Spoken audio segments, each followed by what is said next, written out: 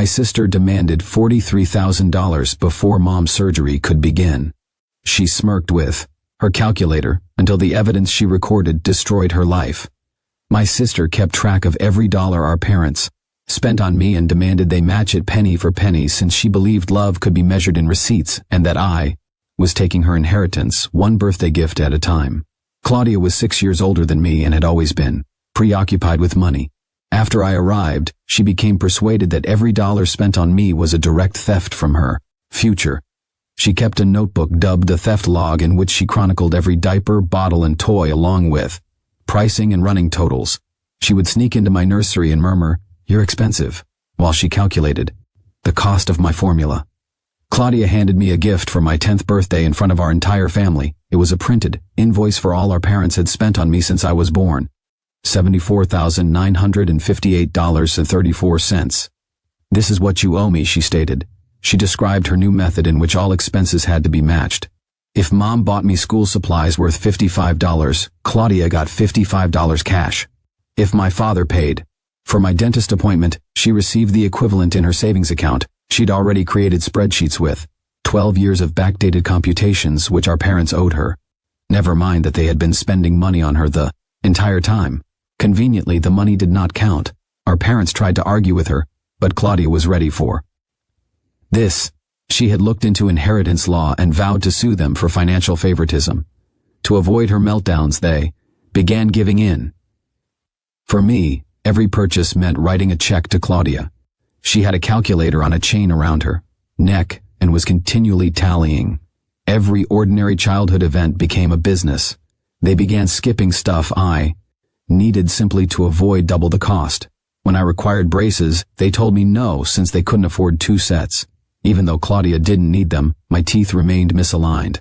I learned to decline gifts, skip meals, and dress in old clothes to avoid triggering her calculator. Claudia had a mental breakdown when I started college. The tuition exceeded our parents' ability to pay in cash. She asked that they either give her the equivalent immediately or refused to pay for my education, as she had no interest in attending college. When they took out loans for me, she demanded matching loans for herself, which she promptly cashed out. She claimed I was taking her future with each semester. I worked 3 jobs to reduce what my parents paid, but Claudia still included room and board, textbooks, and even my toothpaste and what they owed her. Things worsened when Mom became ill. She required costly therapies that insurance only partially paid. I dropped out of school to help with expenses and childcare. But Claudia saw things differently. Every medical bill represented money stolen from her inheritance. She ordered that half of all treatment expenditures be transferred into her account, or she would sue for elder abuse based on financial manipulation. She really filed paperwork saying that I was causing our parents to spend their cash on unneeded care, depleting Polly's potential inheritance. I will never forget the day Mom needed emergency surgery. While my father and I were afraid in the waiting area, Claudia arrived with her calculator and laptop. She'd investigated the procedure's expenses and requested a bank transfer before Mom went under. $43,000 for the surgery, she revealed. "I'll take a payment plan, but I want post-dated checks today." When I mentioned that her mother might die, she replied it would be cheaper, and she began calculating burial costs versus extended care. Mom survived, but she returned home in need of 24-hour care, which we could not afford. I moved back to assist, but Claudia presented us with an invoice for my free rent, which she requested in cash. She'd emerged with receipts for my shower, water, heat, and Wi-Fi usage. One day, I discovered Mom sobbing about finances. She required medication that we could not afford because we had been paying Claudia matching amounts for all medical expenses. I informed Claudia that her greed was killing Mom. She giggled as she showed me her master spreadsheet. Since we were born, our parents had spent everything on me rather than her. Her calculations indicated that they still owed her $258,753.53. "I'm just taking what's mine," she explained. "You're the thief here." I resolved to put an end to this madness. I gathered all of Claudia's receipts, bank records, and insane spreadsheets over the previous 2 decades. I discovered something she had hidden: unrecorded deposits from her parents, lies about gifts, and years of fraud disguised as fairness. She'd taken far more than I had, but she lied about it. I confronted her with the proof, and threatened to expose her to our parents if she didn't stop. Claudia smiled calmly as she pulled out her phone. She showed me a video of Mom's medicine bottles. I stared in horror as she opened each one and poured the pills. Down the drain. I did this an hour ago, she said. Mom's next refill isn't for 2 weeks, and the pharmacy won't fill it early unless you pay full price, which is about $3,000 you don't have. She moved in closer, calculator in hand. So, here's the new deal. You're going to sign this document admitting you owe me everything in my spreadsheets. You'll pay me monthly for the rest of your life, or Mom goes without her heart medication. Your choice. I looked at this sister who'd turned love into ledgers and family into transactions. Mom needed the drugs to live. Without them, she could have just had days. Claudia brought out the contract, a pen and her calculator ready to calculate. My first payment. Sign it, she continued, or start planning a funeral you can't afford. I looked at the contract, my hands quivering. The pen felt like it weighed 1,000 lb. Mom's face flashed in my recollection, pale and weak after months of illness. $3,000 for medication which we did not have because we had been feeding Claudia's greed for years. My phone vibrated, a text from Dad inquiring if I had picked up Mom's medicines yet. He had no idea what Claudia had accomplished. I looked at my sister, who was already calculating interest rates on her calculator, unconcerned by the fact that she had just signed my mother's potential death sentence. I placed the pen down. Claudia's eyes narrowed. I stood up and proceeded into the kitchen, opening each cupboard.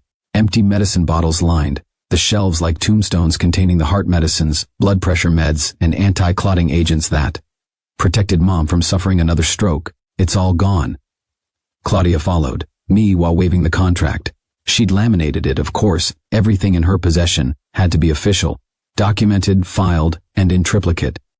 I ignored her and took my car keys. In the pharmacy, I begged. Janet, the pharmacist, was familiar with our family after years of filling Mom's prescriptions. She shook her head sadly as I described the circumstances, excluding the part about my insane sister. The insurance rules were tight. Early refills required full payment, or a police report for stolen drugs, $3,500. I had about $320 in my account. I drove to 3 Maury's hoping for different results. Everyone charged the same price and followed the same regulations. 1. Pharmacist suggested going to the emergency department, but it would cost even more, and Mom was too fragile for unnecessary hospital visits. I returned home and found Claudia in Mom's room with her laptop, documenting Mom's medical equipment. She was calculating the resale value with her fingers speeding over the calculator. Mom slept, fitfully, unconscious that her own daughter was basically preparing her estate sale while she was still alive.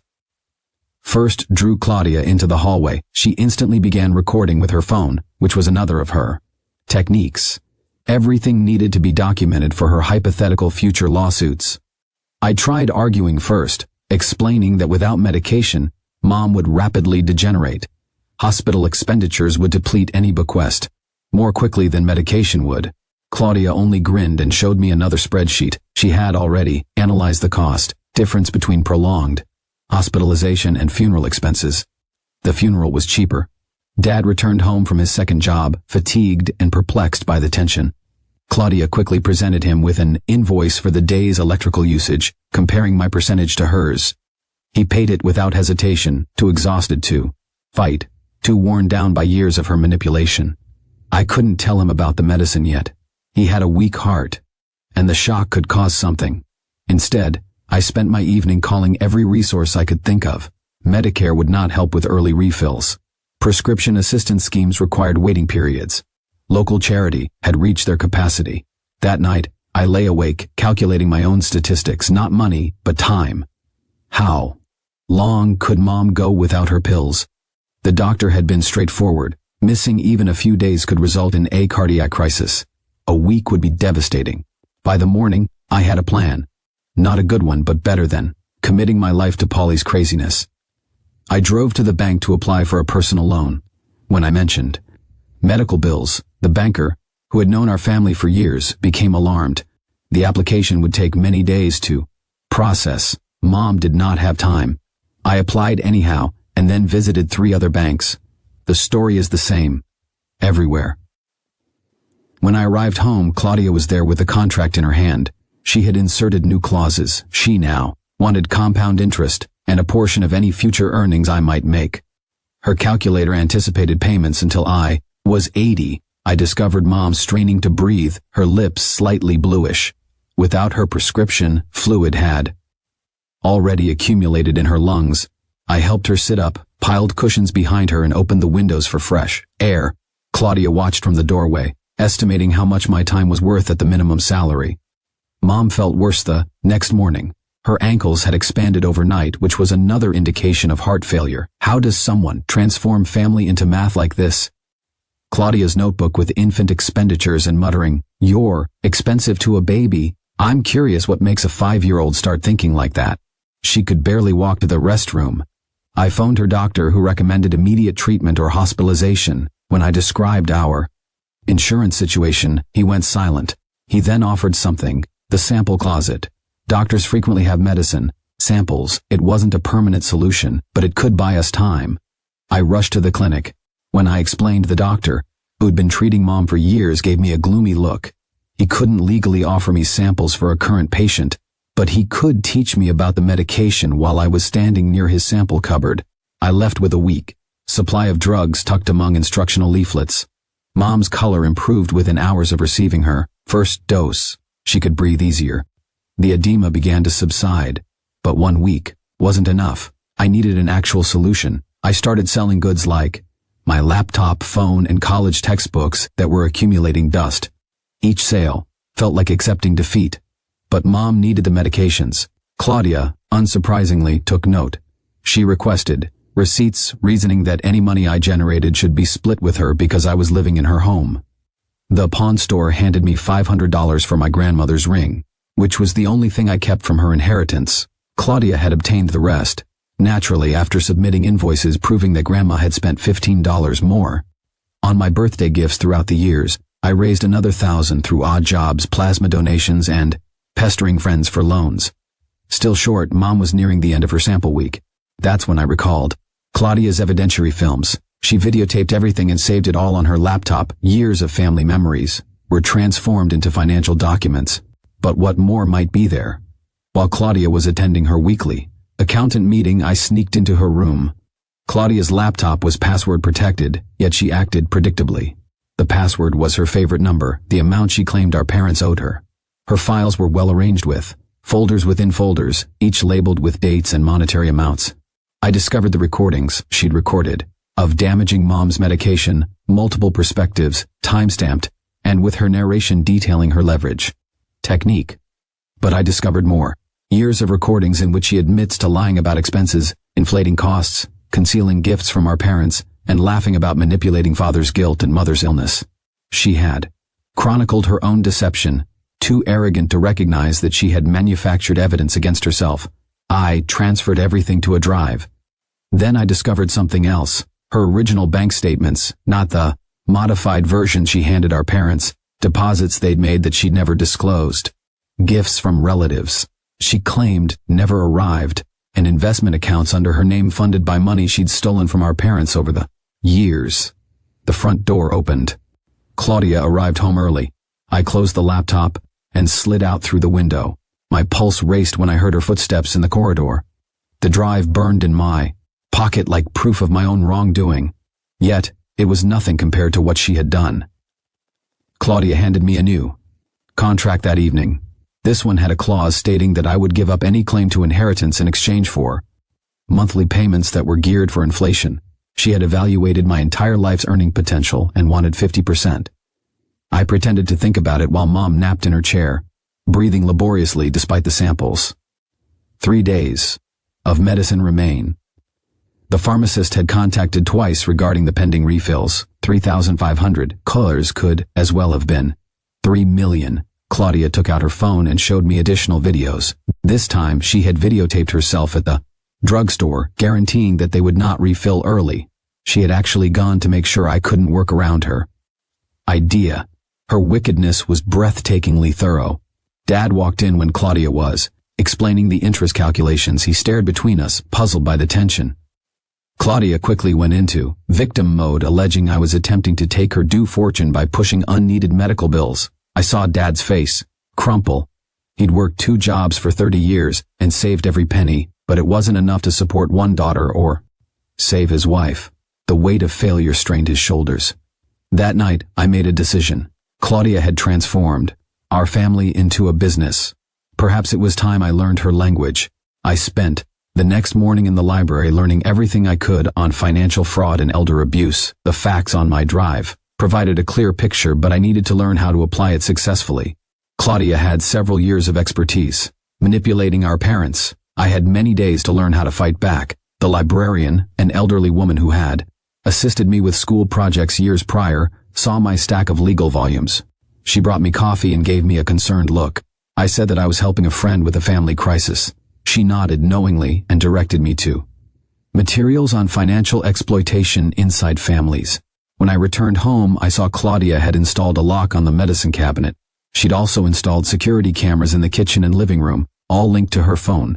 She was documenting everything, arguing that I was the true threat to our parents' finances. Mom's breathing became more heavy over the hour. The sample drugs were helpful, but not sufficient. She needed her entire prescription regimen. I assisted her onto the couch, adjusting pillows to improve her breathing. Claudia appeared, with her calculator, calculating the expense of my care at professional rates. I decided to try something out. While Claudia watched, I took out my wallet and gave Dad $40. I informed him it was for food. Claudia's fingers rushed over the calculator. She requested the matching 40 immediately. Dad, tired and perplexed, groped for his wallet. I stopped him and showed Claudia the supermarket receipt from my wallet. The $40 was reimbursement for groceries I had already purchased. According to her own guidelines, this was not new money spent on me. It was payback. Claudia's face turned red. She had not anticipated me to begin documenting like her. She spent the next hour establishing new subcategories in her spreadsheet for reimbursements and direct expenditures. I took advantage of the opportunity to visit my father's home office and review old bank statements. If Claudia could make a case using numbers, so could I. The statements revealed something intriguing. Claudia persuaded our parents 5 years ago to enlist her as a joint account holder for emergency considerations. Since then, regular payments have been leaving their account, always just below the threshold that would activate banking notifications. They probably didn't notice the small, persistent bleeds. I photographed everything using an old digital camera I found in the closet. Claudia had access to my phone via family sharing. She couldn't locate this camera. Mom's condition worsened that afternoon. Even though she was sitting upright, her lips became blue. Her fingertips swelled. I recognized the symptoms of fluid retention that the doctor had warned me. Without the diuretics her body was drowning from within, I contacted the doctor again. He couldn't prescribe new samples right away, but he did add that the hospital pharmacy occasionally offered patient aid programs. They might be able to assist if Mom was admitted, but admission entailed tests, examinations, and expenditures that would set Claudia's calculator off. Claudia must have been keeping track of my calls. She appeared in the doorway holding printed hospital admission estimates. A cardiac evaluation costs a minimum of $25,000. She wanted her half up front or she'd accuse me of pressing unneeded treatments on her mother. I made a decision that felt like betrayal, but it could save Mom's life. I agreed to Claudia's most recent contract with one adjustment. Instead of making lifetime payments, I would give her a big amount from the sale of everything I owned. She immediately calculated and agreed, dispelling mistrust. My automobile, leftover jewelry, electronics, and even my clothing were valuable. She estimated a total of $18,000. She agreed and took out her phone to document the deal. I signed her contract, and she quickly started scheduling times to inventory my belongings. What she didn't realize was that I had previously sold the most valuable items for Mom's medication. She figured $18,000 based on products that no longer exist. Claudia celebrated her victory by updating spreadsheets and calculating interest.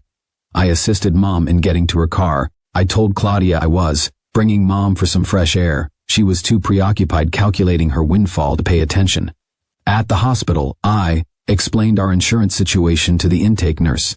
She assessed Mom's blue lips and swollen ankles and classified the admission as an emergency cardiac examination. The billing department might handle the money later. Mom needs aid right now.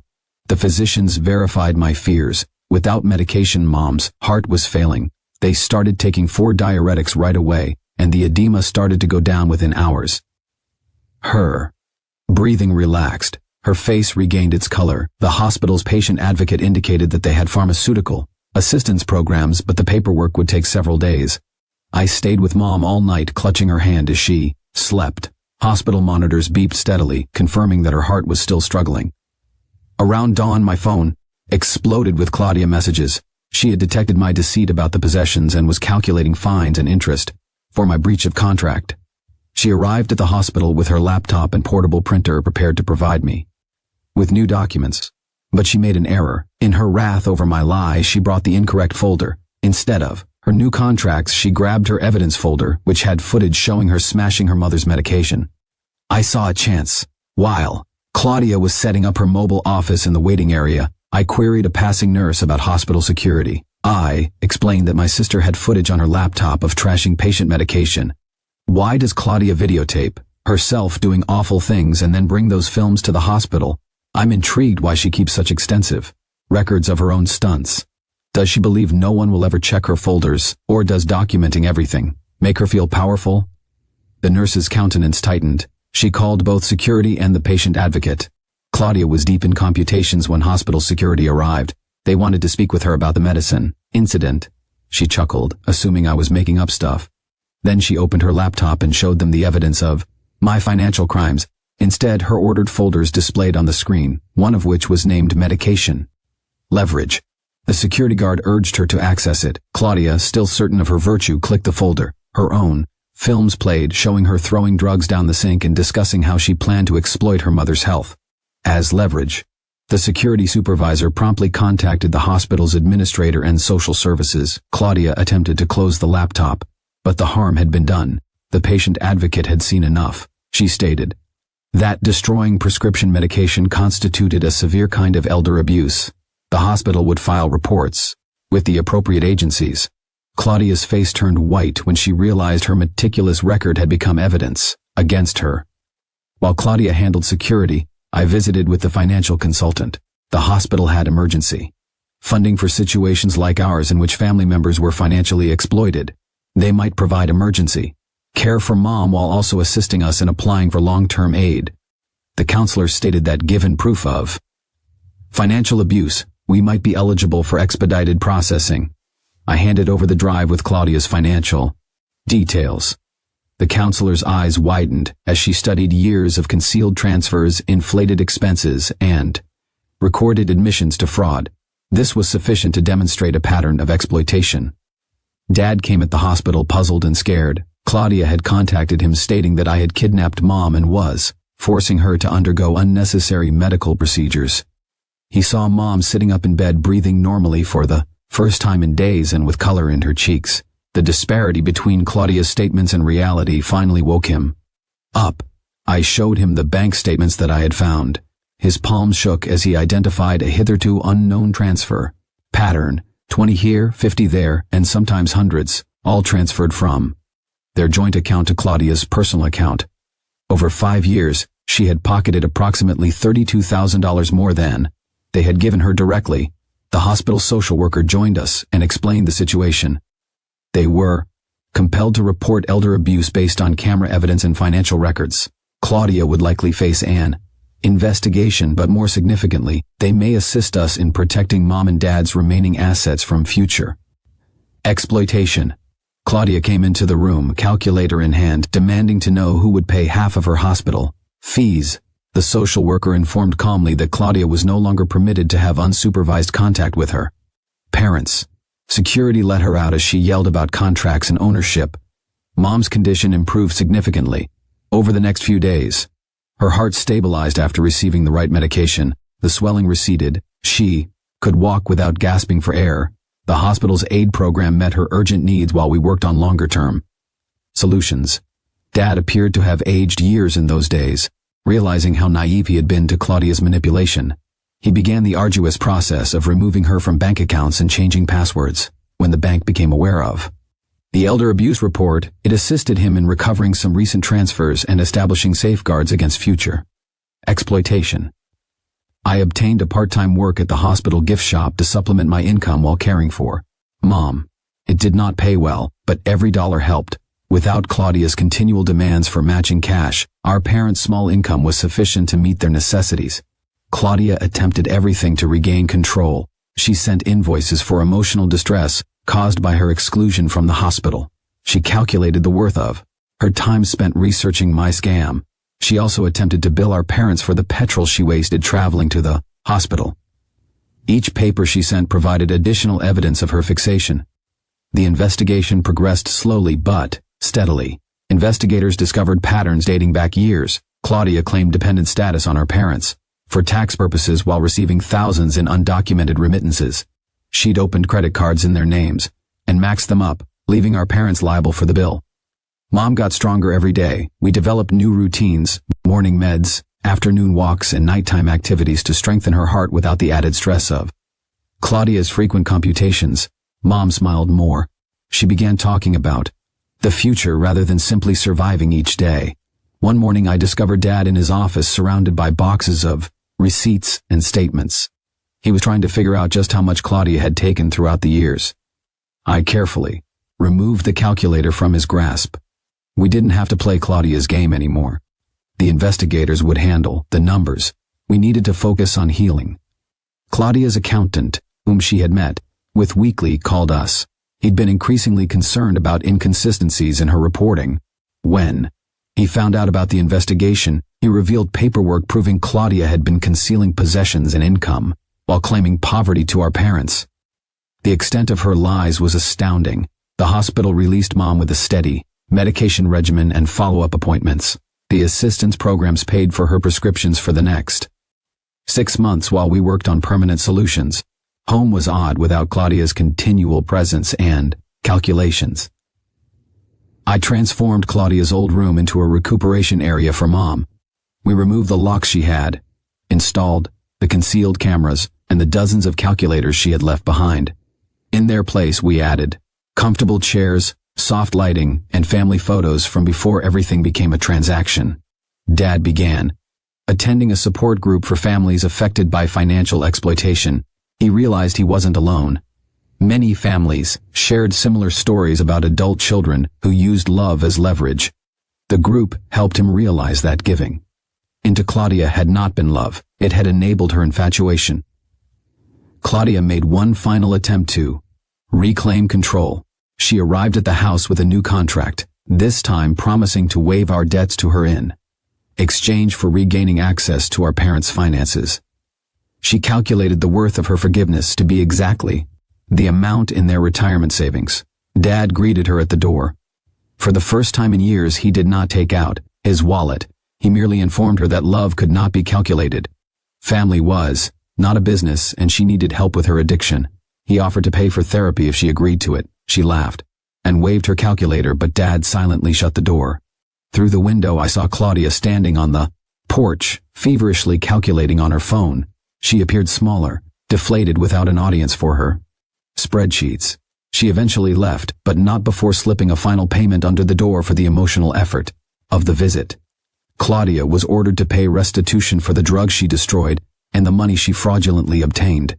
She was also forbidden from having financial dealings with her parents. The legal ramifications were less significant than the family ones. She had betrayed a trust that could not be assessed or returned. Mom continued to recover. Her heart got stronger after being released from the stress of constant financial depletion. She resumed gardening, which she had abandoned when Claudia's calculator triggered with each seed packet. Dad retired early to spend more time with her, finally reaping the benefits of decades of hard labor. I returned to school part-time to study healthcare administration. My experience navigating Mom's care and hospital aid programs motivated me to assist other families facing similar issues. The financial aid staff assisted me in locating grants and scholarships that did not demand matching payments from anyone. Claudia sent out periodic texts, always with computations attached. She'd calculate the cost of missed birthdays, family events she wasn't invited to, and the monetary value of relationships she'd shattered. We stopped opening them. Some things couldn't be quantified no matter how many decimal places she used. The investigation's results provided us leverage, but Claudia wasn't done. She began popping up at weird hours, experimenting with new strategies. One morning, I saw Mom preparing to jimmy the lock on Dad's car while holding a calculator, ready to calculate the depreciation value she claimed we owed her for emotional vehicle damage. I documented everything with an old camera, creating our own evidence file. Claudia's despair became more obvious every day. She'd lost her principal source of income, and her obsession could only focus on increasingly odd calculations. The bank assisted us in discovering more concealed accounts. Claudia had been siphoning money for more than 10 years, not just 5%. The amount had exceeded $65,000, but recovering it would take time. Each revelation seemed like peeling away layers of lie. Mom's healing remained steady. The hospital's medicine program changed to a permanent help plan. She could cultivate for hours, her breathing calm and assured. Dad made raised beds so she wouldn't have to bend so much, a simple move that would have previously triggered Claudia's calculator. I discovered additional evidence while cleaning out old boxes. Claudia had been deceiving our parents since high school, fabricating school costs and pocketing the proceeds. She manipulated report cards to indicate fee-based activities and permission slips for excursions that never occurred. The paper trail dated back 20 years. Claudia escalated her efforts to reclaim control. Claudia's own folders were used as evidence against her, which is amazing. She meticulously ordered everything, effectively building the case herself. I'm attempting to figure out what goes through someone's mind when they label a folder medication leverage and assume it's standard behavior. She filed complaints with Adult Protective Services, saying that I was isolating my parents. The inspector, who arrived to investigate, discovered Mom teaching me her pie recipe as Dad repaired the kitchen sink. There are hardly no evidence of seclusion or abuse. The investigator really assisted us in filing further protections. With Claudia's documented habit of false reports, we could seek restraining orders, not a full restraining order, but sufficient to prevent her persistent pestering. Claudia's next move stunned us. She contacted distant relatives telling stories about being cut off from her dying mother. I am confident she calculated the emotional manipulation worth of each call. These relatives, however, were familiar with our family. They'd observed Claudia's obsession build over time. Most simply stopped answering her calls. One relative paid a visit, anxious about the family drama. He discovered Mom healthier than she had been in years, and Dad calm and smiling. We showed him some of Claudia's invoices and spreadsheets. He walked away shaking his head, grumbling about getting his own finances checked after seeing what relatives could do. The restitution hearing started. Claudia arrived with boxes of her own documents, ready to demonstrate that every penny was justified. However, her own thorough records worked against her. Every video, spreadsheet, and calculated manipulation became evidence of financial misconduct. She attempted to represent herself, estimating the savings and legal bills. The judge carefully emphasized that destroying medication and extorting family members are not typical financial transactions. Claudia actually used her calculator to refute this, calculating the market worth of leverage. Claudia was ordered to reimburse $20,000 for the stolen dollars she could show, as well as the cost of her mother's ruined prescription. Payment schedules were set up based on her actual income, not on her exaggerated expectations of what she deserved. Claudia's response was anticipated. She sent invoices for the cost of going to court, the value of her time spent on reparation paperwork, and even the emotional toll of being held responsible. We filed them alongside all of her other documents, indication that an obsession had not changed. Mom's health has been entirely stable. She enrolled in a cardiac rehabilitation program to strengthen her heart with careful exercise. Dad drove her to each session, finally able to support his wife without matching payments to anyone. I continued to work at the hospital gift store while attending school. The flexible schedule allowed me to assist with Mom's appointments and Dad's transition to retirement. Our income was small but adequate, without Claudia's relentless drain. Claudia attempted one final significant manipulation. She showed their claiming to be pregnant and calculated how much child support our parents would owe as grandparents. She had spreadsheets with predicted costs for college, but she made a mistake. Her own documents revealed that she had been claiming infertility for insurance benefits. ADD, another phony to the list. The authorities widened their inquiry in light of this fresh evidence. Insurance fraud carries serious sanctions. Claudia's meticulous recording of her fraudulent claims made prosecution simple. She had calculated herself into a corner. During this time, we rediscovered our family bond. Dad rediscovered woodworking, producing furniture without regard for matching cash. Mom taught me her mother's recipes and shared stories unrelated to money. We played board games that did not include calculators. Claudia's final, court appearance ended in probation and rehabilitation for her financial preoccupation. The judge ordered her to attend therapy developed expressly for persons who have turned their relationships into business.